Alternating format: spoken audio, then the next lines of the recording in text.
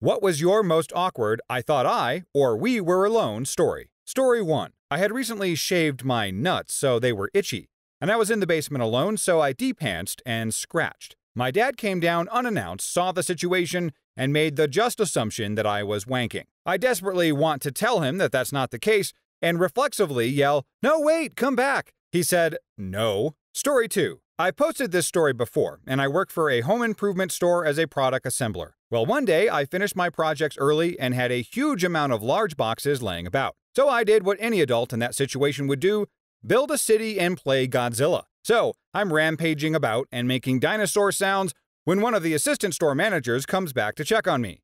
He caught me mid-roar. He laughed it off and said he envied my job. Story 3. When I was about 17 years old, I was invited to the village pub with my girlfriend's family and ended up getting rather drunk. My girlfriend wanted to leave early, so we headed back to their house. When we got back, I went for a pee and ended up peeing on the floor a bit, so I shouted to her, "Babe, I peed on the floor," expecting her to tell me where the cleaning stuff was. She never answered, so I poked my head out to see her whole family, including her grandparents, standing at the foot of the stairs, which were directly in front of the door. He should have just kept going like they weren't there at all. Maybe that crazy confidence would have gone a long way with her family. Imagine if he was like, "Babe, I said I peed on the floor. Where are the cleaning supplies? Get your family to come help me look for the cleaning supplies." And that could either go well or, who are we kidding, probably poorly. And this is why you shouldn't drink to excess as a 17-year-old. Story 4. I was fooling around with my partner at the time in his pool. It started off as just swimming around in our bathers, but soon progressed to naked swimming since it was just the two of us. Since we were both nude and in the honeymoon period of our relationship, one thing led to another and we started going at it in the pool. Being 19 and 20, there were lots of passion and noises, and when I went to look into eyes hidden by sunglasses, I noticed the reflection of his mom staring at us from the kitchen window. She had a massive smile on her face. I die a little every time I think about it. Story 5. Probably late to the game here, but this one always makes me laugh. When I was maybe 10 and my sister 7, we were both at a decently fancy restaurant with my family for some occasion or another. She had to use the bathroom, and though I didn't have to go, I accompanied her to escape the stuffiness of a fancy adult occasion. My sister walked into the bathroom, which maybe had 3 stalls, all empty, right before me. Before the main door to the bathroom shut behind us, but after my sister was in a closed stall, another woman entered. Now this sequence is important because my sister, not hearing the door reopen before it shut, assumed it was just the two of us. The woman, sweating and visibly uncomfortable, entered the final stall quickly, probably one stall in between my sister and hers. What happened next, I can only assume, was the result of a pre-fancy restaurant binge at Taco Bell, with a lot of hot sauce. It was like a chorus of 1,000 horns, accompanied with the weird percussion in a 5th grade music class like rain sticks and whirligigs. Yeah, you remember. This woman did not have the soul left in her to try to disguise her groans or muffle with a flush any of the catastrophe she was causing in the stall. This kind of noise is uncommon in a woman's restroom, as women will make painstaking efforts to outweight each other or at least wait for a courtesy flush before they'll provide any evidence that they were doing more than powdering their nose in a stall. Now, back to my sister. She is a sassy girl and, like all siblings, jumped at the chance to torment her sister. Remember, she thought we were alone in the bathroom and that I was the source of the explosive diarrhea. Letting out a cruel, high-pitched, scarring laugh that only a small child can do, she started tormenting this woman. "Oh my God, that's disgusting! What did you eat? P.U.!" Horrified by this misidentification and too mortified to see the look on my sister's face when she came out of her stall and found me by the sinks, I bolted just in time to hear her start on a tirade of fake, exaggerated gags. When my sister returned to the table, she was beet red, her eyes huge and betrayed. Thinking it was still me in the stall, she had waited for the woman, poor woman, to finish and emerge from the stall, all the while dishing torturous commentary. So they claim in this story that this kind of explosive behavior and sounds in a woman's bathroom is uncommon, but I think we need the internet to weigh in on this. I think some people would be surprised how sensitive some stomachs can be and the terrible aftermath that follows. But even though it backfired for the girl, I do appreciate her sense of humor and willingness to try and pick on her sister a little bit. In the comments, what is the worst thing you have ever witnessed inside of a women's restroom? Story 6. Forgot my towel right before taking a shower. ran downstairs naked to get a fresh one from the dryer which was running. I ran up the stairs and on all fours coughing, got him, almost to the top, roommate's girlfriend leaning over the banister looking at me very confused. I do weird stuff when I think I'm alone. Story 7. Not me, but my older brother. When I was in high school, my little brother had an earlier bedtime. He was 7 years younger, so he would always shower first, but his showers would last for like an hour. Every time I would go in after him, the water would be ice cold, and it really made me mad. I tried complaining to my mom, but I got the whole "quit being whiny" response.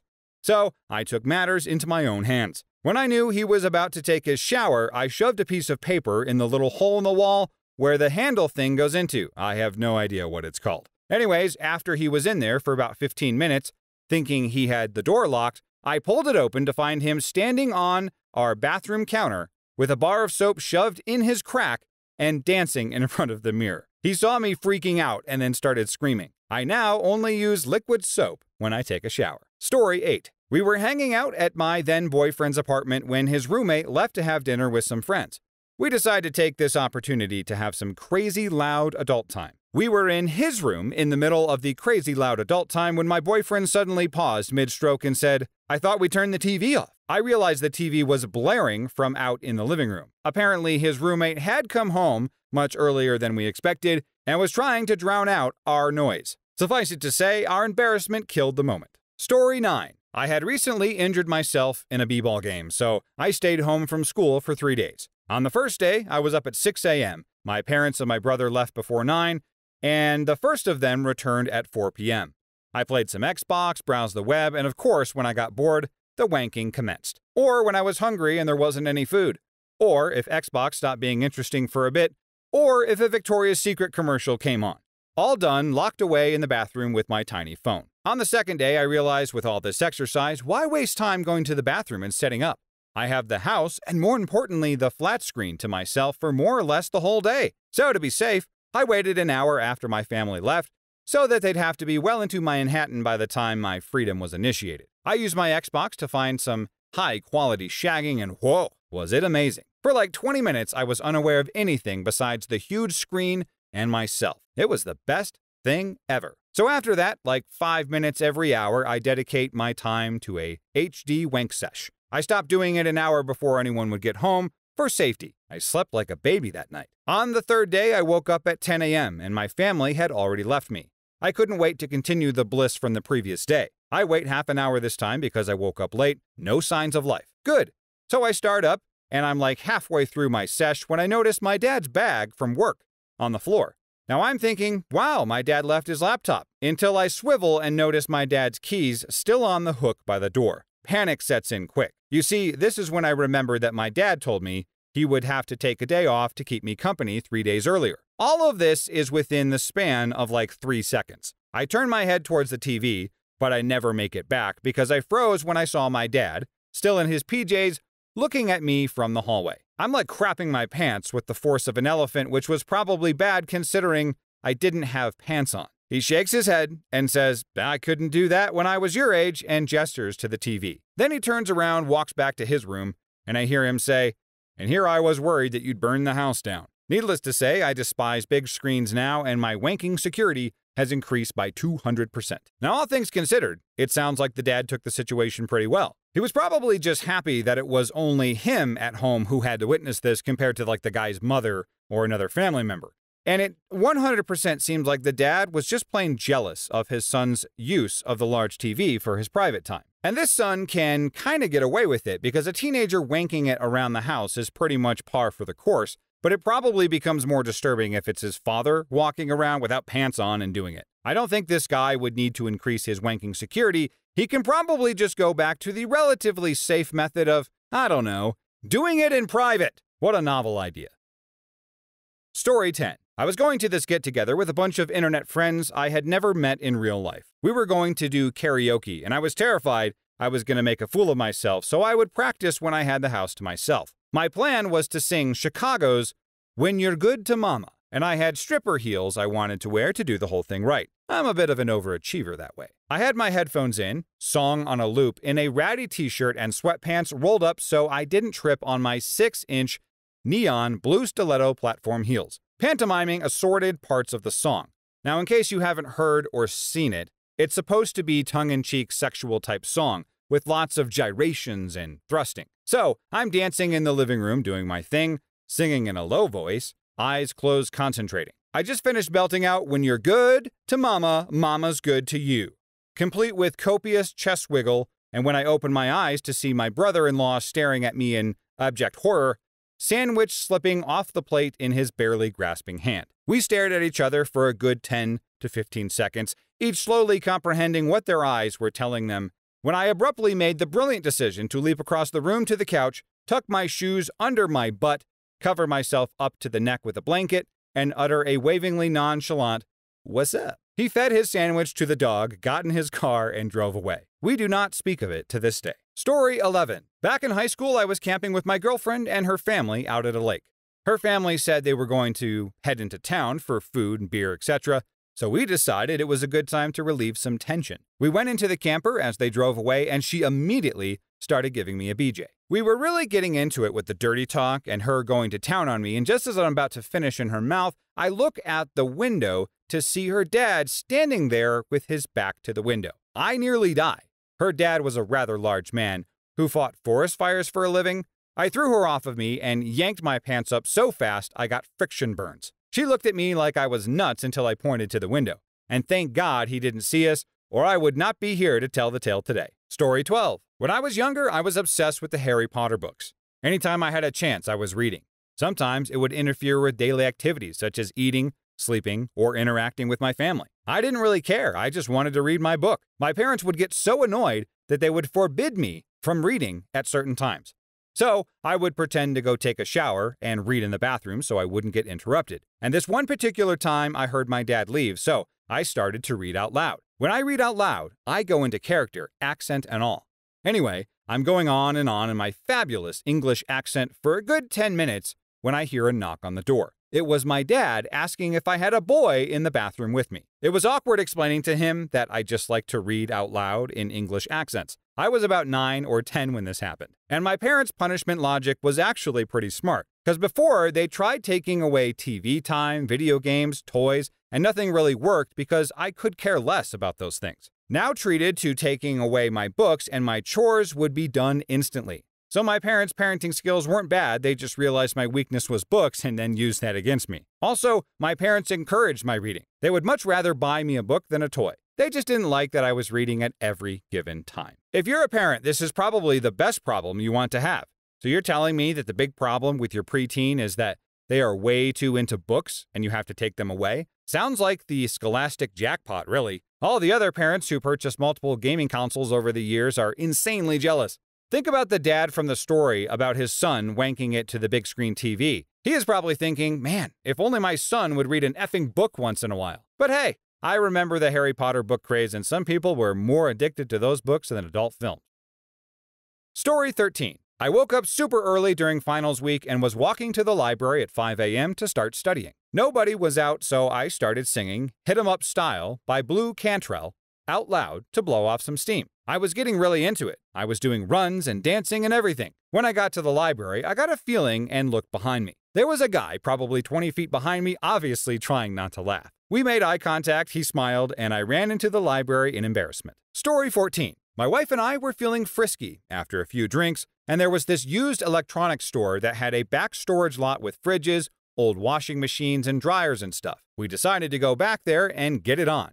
Now it was like 3 a.m. Well, she's leaned over a dryer when I'm nearly at my climax, and I'm pulling out when all of a sudden the light comes on and an elderly man comes out and witnesses me finish in the middle of his storage area, behind his store, not inside. We just look at each other for a moment. My wife is looking at him and he smiles, turns around, and goes back inside. I mean, I have heard of old people getting up pretty early and not really sleeping much, but an elderly guy getting up at 3 a.m.? What the heck was he doing?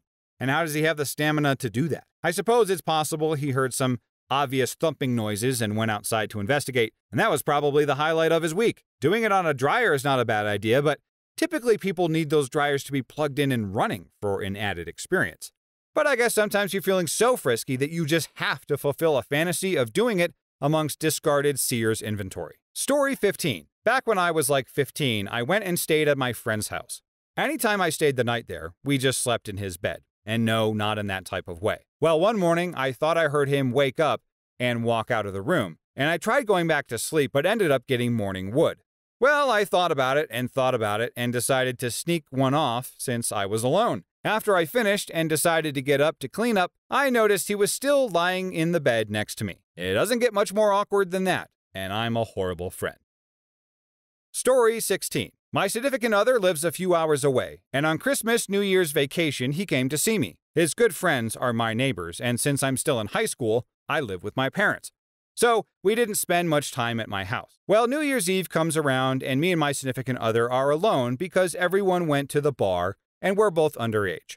Well, of course, a kiss leads to more, and we go upstairs into their spare bedroom. Since everyone has gone watching the ball drop, we assumed it would be like 1 or 2 before they got home. So, we got real nice and loud. Like I was practically screaming, banging against the wall, stuff like that. After we're done, I walk downstairs buck naked to get a pop. It was a little before 12:30.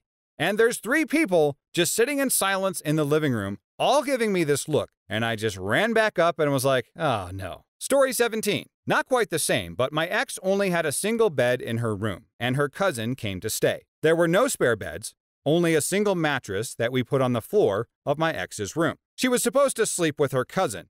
Well, fast forward an hour and the cousin is asleep and my ex and I are cuddling on the mattress on the floor. Things get a tiny bit heated. Fingers get involved. Feels good, man, getting my first action. Feels even better, man, and after was finished, her cousin gets up out of the bed, looks at us and says something along the lines of, "What are you two up to?" and then proceeds to walk out of the room. Pretty sure she was awake for the whole thing. Story 18. My boyfriend and I were fooling around at his parents' house, where he still lived, when they were out running errands. We weren't being super loud, but still making our pleasures known, when all of a sudden we heard a knock at the door, followed by the door opening before we could even say anything. Now somehow, within that millisecond, I was able to cover our bodies up with his blanket, and we unmuted the TV. It was painfully obvious what we had been doing, and she just popped her face in and said hi, and let the dog in. It was mortifying. I am starting to see an alarming trend happening out there in the world that I want to talk to you guys about. I have 3 words, ladies and gentlemen. Lock your doors. Just lock your doors. Or at least put a large dresser in front of it or something. So many poor souls trying to get freaky in their parents' house are interrupted and embarrassed by a nosy parent who uses the family dog apparently as an excuse to do some snooping. You all need to get more creative, like doing it in the back lot of an old Radio Shack, like that other couple.